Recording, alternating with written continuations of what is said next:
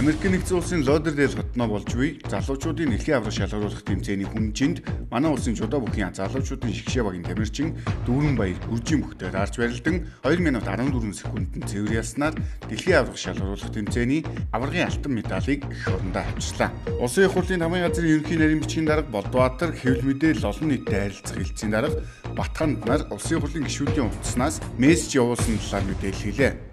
Улсын хурлын зарим гишүүдийн гар утасны дугаарыг ашиглан газрын тухай хууль, Bank of China, төмөр замын царигтай холбоотой мессежийг Mobicom корпорац, Unitel Group-ийн үүрэн телефоны сүлжээгээр тойргийн сонгогчдод болон нийтэд тараас үйлдэл нь үндсэн хуулийн 16 дугаар зүйлийн 13 хэсэгт заасанчлан иргэний халдшгүй байх эрх, мөн хуулийн 29 дугаар зүйлийн 2 дахь хэсэг заасны дагуу хуулиар хамгаалагдсан улсын хурлын гишүүний халдшгүй байдлыг хүндсэн гэж үзэж байна. Үйлдвэрүүдэд аж ахуйн яамны санал болгосноор Завхан аймагт хөнгөн үйлдвэрийн цогцлбор байгуулах хүсэлт гаргасан Шинэ Аз групп хязгаарлагдмал хариуцлагатай компанид үйлдвэрлэл технологийн паркийн үйл ажиллагаа эрхлэх тусгай зөвшөөрлийг 4 жилийн хугацаатай олголоо. Засгийн газрын хуралдаанаар Монголын ард түмний амгалан тайван амьдрал, байгаль дэлхийг дээдлэх үзлийн бэлэгдэл болон үндэсний бахархал цэцгээд бэр цэцгийг зарлалаа. Одоогийн байдлаар дэлхий дээр үндэсний бахархал цэцэгтэй 153 орны дунд бэр цэцгийг үндэсний цэцгээр нэрлсэн улс байхгүй байгаа юм а. Нийслэлтийн 9 дүүргийн төрийн өмчит 172 цэцэрлэгт хүнс нийлүүлдэг нийслэлийн өмчит байгууллагуудад нийслэлийн мэргэжлийн яналтын газраас шалгалт хийжээ. Шалгалтаар цэцэрлэг яаслал эмнэлэгт хүнс нийлүүлдэг байгууллагууд бүгд түрээсийн зориултын бус байранд үйл ажиллагаа явуулж тээвэрлэлт хийж буй машинууд нь ч зориултын бус байгаанд тогтогджээ. Шалгалтын явцад нийт 85 зөрчил илэрсэн гэж мэргэжлийн яналтын байцаагчид мэдээлж байна.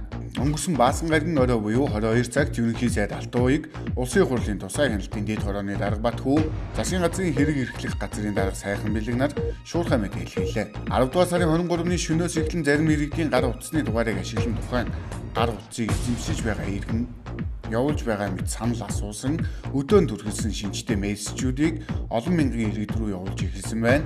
Иймд ерөнхий сайд Алтан уяг энэхүү үйлдэлийг тассан зогсоох, хаанаас хэн зохион байгуулж байгааг нь яаралтай олж илрүүлэхийг тагнуул цагдаагийн холбогдох хууль хяналтын байгууллагууд харилцаа холбооны зохицуулахаар болон Mobicom, Unitel компаниудын удирдлагуудад даалгасан байна.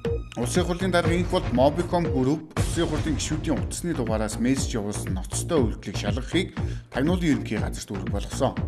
Энэ дагуу тагнуулын ерөнхий газар хэвлэлийн бахархал зарлаж улс төрийн зохион байгуулалттай байж болзошгүй энэхүү үйлдэлийг наривчлан шалгахаа өнгөрсөн Баасан гарагт мэдэгдлээ. Харин Mobicom Group энэ асуудлаар тухайн өдөр өөрсдийн байр суурийг илэрхийлсэн бөгөөд одоогийн байдлаар Монгол улсын 20 хэрэглэгчийн дугаарыг ашиглан мессеж илгээснийг тогтоогоор багаажээ. Шинжлэлийн засгийн газар Монголдо бүтээцгээ зорилт тавьж импортыг орлого, экспортыг нэмэгдүүлэх төслүүдийг санхүүжилж эхэлсэн. 888 төсөл эхний шатны шалгаруулалтанд тэмцснээс 2 тэрбум хүртэл төгрөгийн зээл хүссэн төслүүдийг жижиг дунд үйлдвэрийг хөгжүүлэх сангаас санхүүжүүлэхээр болсон юм а.